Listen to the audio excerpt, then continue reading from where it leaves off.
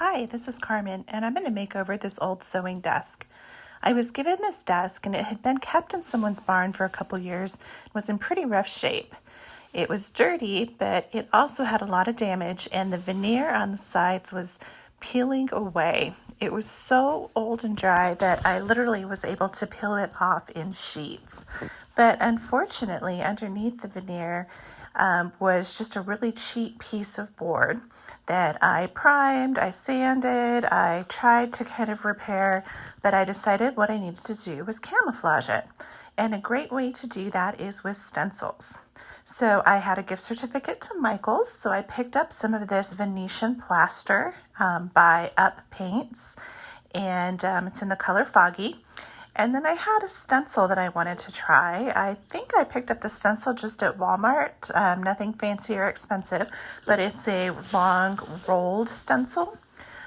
When doing a larger area, I like if I can just use one stencil rather than having to use a small one and move it around a lot. So what I did is I just taped my stencil in place with some painter's tape and picked up a foam brush and started applying the Venetian Plaster directly from the can.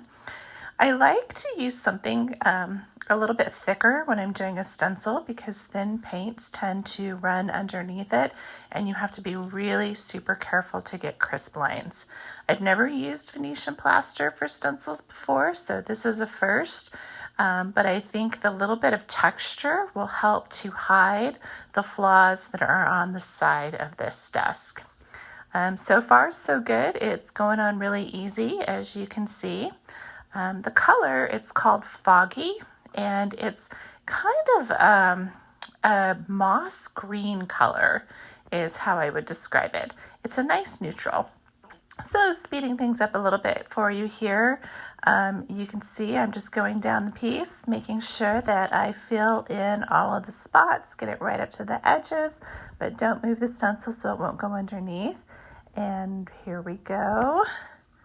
This is the best part. I love a good satisfying stencil pull. And as you can see, this one came off beautifully. There was only a little bit of error where I first started, so I just grabbed a clean paintbrush and cleaned up the lines a little bit. And I can also go over it with some of the white paint if I'm not happy with the way it looks after cleaning up the stencil.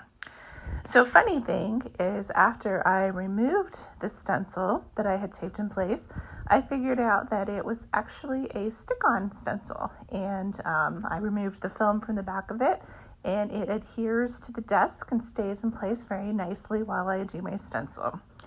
I like to start projects without a clear end in mind, kind of a bad habit of mine, so I just used the stencil strip on both sides and then kind of decided to evenly space it in the middle.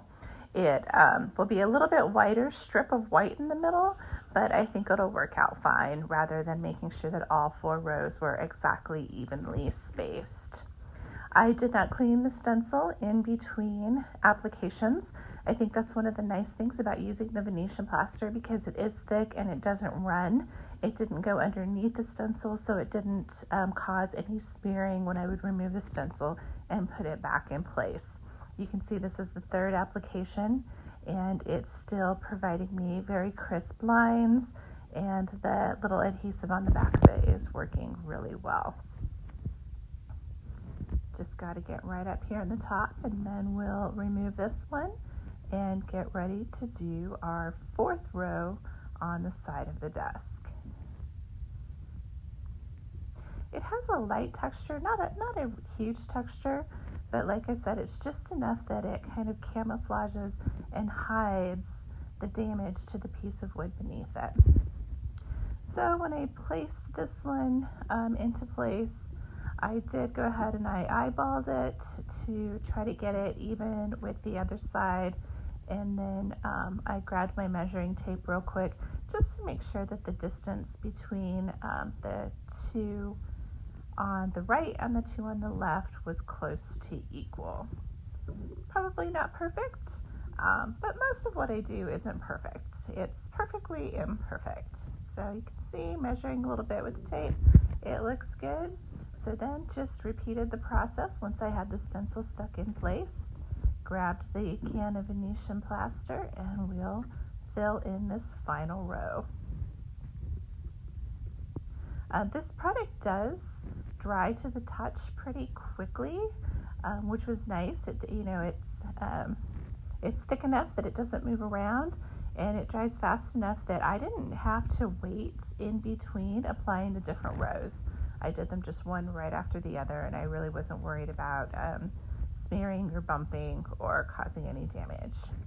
After I did the side, which I thought was adorable, I decided that I wanted to go ahead and continue the pattern across the top for continuity, and also a nice way to kind of break up where the desk opens and closes.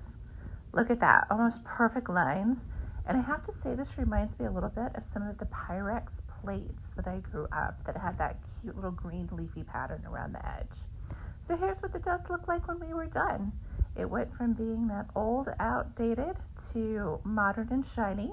I used Snow White by General Finishes paint, and then I covered it with a semi-gloss top coat to make it easy to clean. I found the cutest little fabric for the drawer liners, and I used a gloss spray paint for the two pull-out drawers and the middle section, which pulls out to provide a workstation.